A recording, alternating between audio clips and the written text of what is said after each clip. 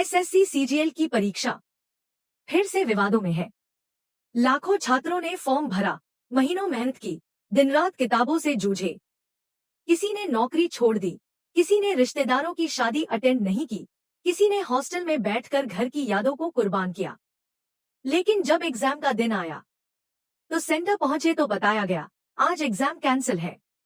जरा सोचिए, वो बच्चा जिसने 500 रुपए बस का किराया दिया, जिसने होटल में 1000 रुपए खर्च किए, वो सिर्फ गेट से लौटा आया और किसी को ये भी नहीं पता चला कि एग्जाम रद्द क्यों हुआ। यही वजह है कि आज हजारों बच्चे प्रोटेस्ट कर रहे हैं और हम पूरी तरह उन्हीं के साथ खड़े हैं। Exam centres Delhi, NCR, Gurugram, Jammu, Jharkhand, Mumbai, कई जगहों पर अचानक एग्जाम रद्द। कारण बताए गए, server down, network failure, system crash, staff की लापरवाही। लेकिन सच ये है कि हर बार वही स्टोरी दोहराई जाती है। बच्चे कहते हैं हमसे तो 100% फी ली जाती है, लेकिन एग्जाम सेंटर्स 50% भी तैयार नहीं रहते।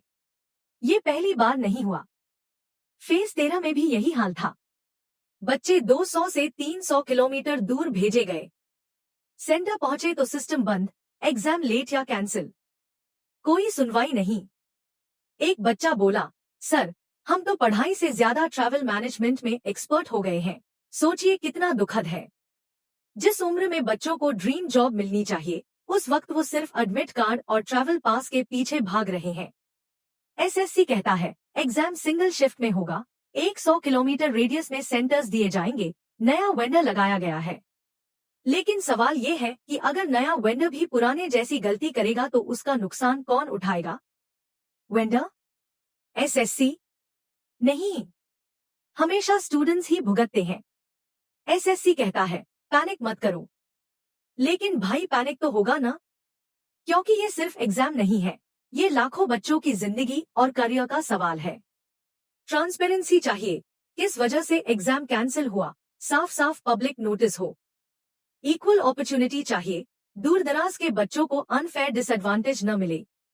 बेटर इंफ्रा चाहिए, server, computer, power backup, train staff. Vendor accountability चाहिए, गलती वेंडर की हो तो कॉन्ट्रैक्ट कैंसिल हो, पेनल्टी लगे। चाहिए, एग्जाम कैंसिल होने से जो ट्रैवल, लॉजिंग का खर्च हुआ उसका जिम्मेदार कौन है?